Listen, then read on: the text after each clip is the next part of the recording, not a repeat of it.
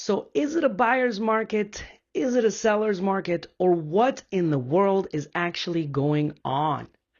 That question, my friends, matters a lot because the answer becomes the foundation to your strategy, whether you're a buyer or a seller or just trying to wrap your head around your next move.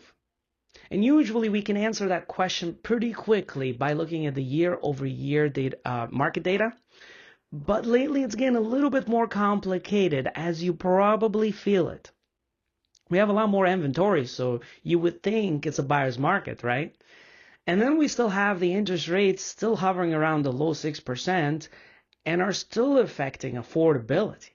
Like literally the average household income in Snohomish County right now is about $111,000 to $120,000, which only supports a 500 to 600 price point for a home. So that's definitely an affordability problem for Washington here. And you would think it would cripple the soaring prices of the market, right? Well, meanwhile, we still have more buyers coming back into the market at the news of a growing supply, and the inventory, that's already low. So then you know what that does to the market. And then we still have sellers who still remember the market from 2 years ago. So they want those prices. What a mess, huh? In this video, I want to go over my highlights of a couple of the market metrics from the year-over-year market data here in Snohomish County, but I feel like it relates to the state of Washington overall and several other states. So we need to keep a very close eye on those numbers because they are starting to paint a very terrifying image of our housing market. I plan on doing this every month where I share those numbers with you and I share with you my thoughts as well. So tag along if you think this is going to be helpful for you. Now keep in mind, the data are lagging indicators, which means that what sold in April was likely gone pending in March or the month before that. So you have to imagine it as if you're sitting on the back of a wagon and analyzing the trail that the wagon is leaving behind. So let's get to it. Overall, for both previously owned homes and new construction here in Snohomish County, the median sales price is sitting around $799,000, which is up about 3.1% year over year. So right away that answers one part of the question. Prices are not collapsing. But this is where it gets interesting. Inventory is coming back, and it's coming back big time. New listings are up about 33.5% compared to last April, and that means buyers are having more choices than they had last year. And when buyers have more choices, they become more patient. And when they become more patient, they become more selective. And when that happens, they usually become more aggressive in negotiations. Pending sales are also up 4.7%, which means more homes are getting under contract compared to last year. Okay, so far that means we have more inventory, right? But also more buyers and more houses which are going pending. So this is not a frozen market by any means. More water is flowing in, but more water is being consumed.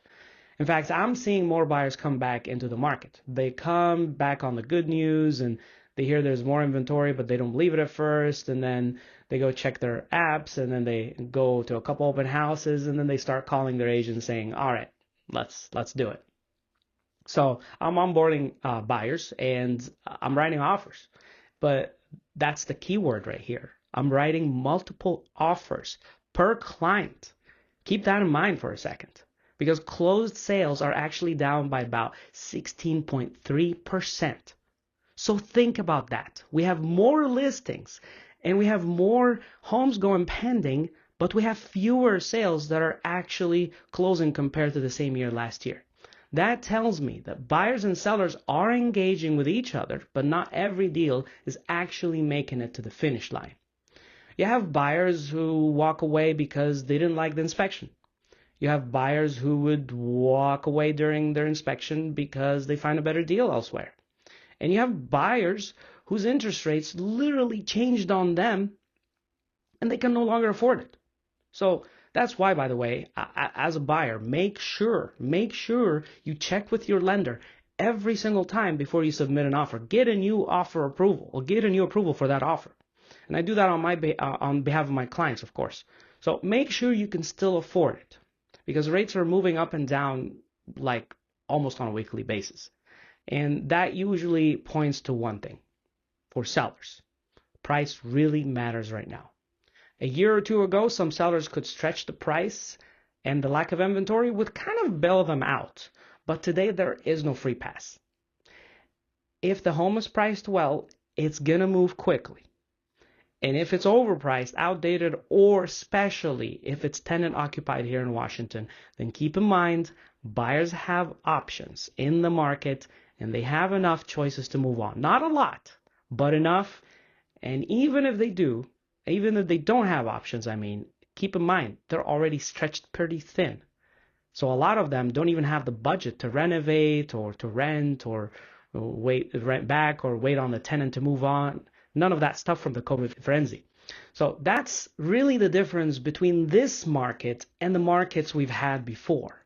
Before, buyers were saying, I don't love it, but what else can I buy? It's the best option, if not the only option. And now what the buyers are saying, I like it, but let's see what else is out there. You get the picture, and that changes everything. So before I explain what all this means for me, my interpretation of it, let's look at one last metric, very important one, and that's speed. So the average days on market is 28 days, and the median is only 8 days on market. That's up by 47% from last year. But honestly, that is still pretty fast. So I use both metrics, really, the median and the average, because it gives you the full picture. The median shows what the typical home is experiencing that could be skewed by overpricing, condition, or pictures, or so many other factors. And if the median home is still selling in that 8-day window, then that tells you that the home, if it's listed right, it's going to move quickly. And this metric is especially important for buyers. If the property is almost perfect and you love it and it's between day 8 and day 27, you need to deploy your strategy accordingly. And if the negotiation isn't going your way before day 27, then you probably need to give up something before day 28 if you still want the home.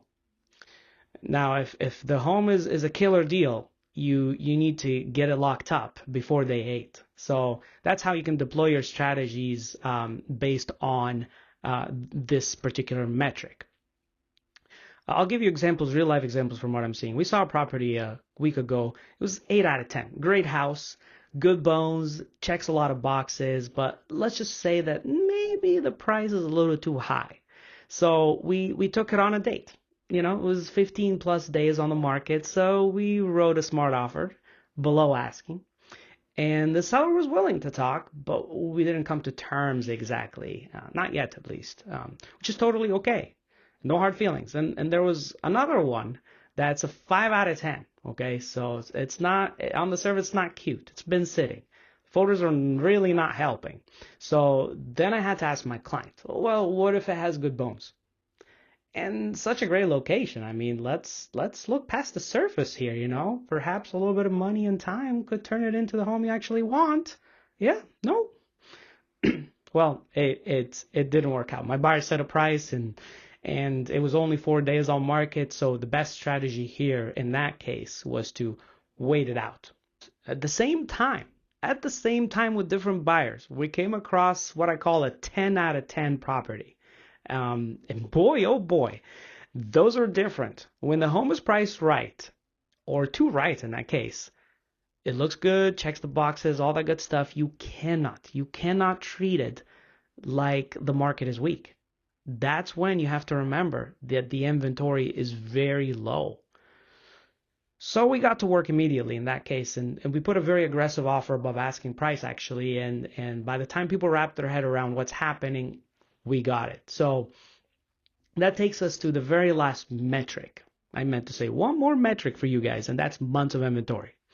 So the month of supply in Snohomish County is around 2.6 months based on closed sales. We measure here, what we're measuring here really is the how much goods is on the shelf, right? And how long is it going to take before we completely run out. And that's gone up by a whopping 73% increase over year. That's almost doubling, right? And that doubling gives you the sentiment of a market crash. But unfortunately, that's not even halfway through what's even considered a balanced market. A balanced market is typically 4 to 6 months of inventory. So if we're being technical, Snohomish County is still a seller's market on paper. And unless we have more than 6 months of inventory, sellers are still in control of the market. Now back to my examples one last time. You can see now why I moved really fast on that 10 out of 10 deal. And some of you won't believe this, but in the last 6 months, I've had deals where we negotiated more than $80,000 down, and I've also had a deal where I had to bid up $90,000 up above the asking price. That's not exaggerating. This is reality. This is what's actually happening in the current market. So one home you might need to negotiate it hard and aggressively, and another home you might need to actually bid up. And so both can be true in the same market. That's my point here. Yes, that sounds confusing, but only because we're not used to it anymore. Over the last few years, we got used to the extreme markets, either the screeching halt, buyers disappear type of market, or the COVID-friendly where homes are selling hundreds of thousands of dollars above the asking price. Remember those days? Well, it's been a long time since we've experienced anything close to a balanced market, and so that's engraved into our collective memory, almost made us forget how a free market works. But it's no longer a one-size-fits-all anymore. So homes are still moving, but buyers are not behaving as desperately as they once were. So let's answer the question here. Is it a seller's market or buyer's market? Well, here's my answer, and I'm very excited to hear yours as well. By the numbers and on paper, it's still more of a seller's market because inventory is still way below balanced levels. But by market sentiment, however, or emotion, it's a buyer's market because people fear uncertainty. We fear layoffs, we fear debt, we fear wars and rumors of wars and politics. So for buyers, only use this to your advantage, especially if the other side is still stuck in that hot and cold market type of mentality. Use that to your advantage if your agent can sense the listing side thinking that, the stars are falling and they don't have a lot of traffic and all that. Perfect place to strategize accordingly, right? Within the right metrics, of course. But don't assume that every deal is like that out there, because there's a lot of great agents out there and they keep track of their numbers and they know what they're doing. So don't let your ego sink in here. And I wouldn't want to miss out on a good opportunity, especially if you need a home at this time. So you have more room to negotiate and you have more sellers willing to listen, which is a very great and healthy thing. Especially on those homes we're talking about that's been the ones that have been sitting and have condition issues or price reductions, or they're sitting on the market. I would honestly encourage you to look at those homes first if your budget is limited, but just don't confuse inventory or increasing inventory with lack of competition. So don't get that confused. And when it becomes unclear, just remember the metrics and don't be afraid to enter a bidding war if the price is way below value. Now, for sellers, this means pricing high just to test the market is much riskier today. You really don't want the property to sit on the market and stigmatize it. And, I had to turn down 2 listings in the past few months for that reason. Your realtor is here to help you sell. They're not here to help you test the market. Please keep that in mind. In fact, that's a disservice to you. The first 2 weeks still matter. If you miss that window, you may end up chasing the market instead of leading it. So focus on the actual competition, what the homes actually sold for in the 30 to 90 days, and not what the neighbor has sold it for in the past 2 years or 3 years ago. Because your neighbor's buyer is paying $4,000 a month for that same price point. And now your buyer is going to be paying $8,000 a month for the same price point. So here's a simple summary for April. Inventory is up. And it's still a seller's market on paper, but the pending versus closed transactions relationship that we've navigated together today are giving that buyer's market sentiment. And as a buyer, I would definitely use that to my advantage, but I would not necessarily think of it as a market trajectory just yet, because we don't have enough data to support it. All we have right now is fear, which is driving the market sentiment, but not just the numbers yet, because when it's all nice and shiny again, my friends, a lot could change. That, my friends, is my take on the numbers from the market update here in my county. However, I would love to hear your comments and how it's doing in your county, in your market. I'm Mina, and I'll see you next time.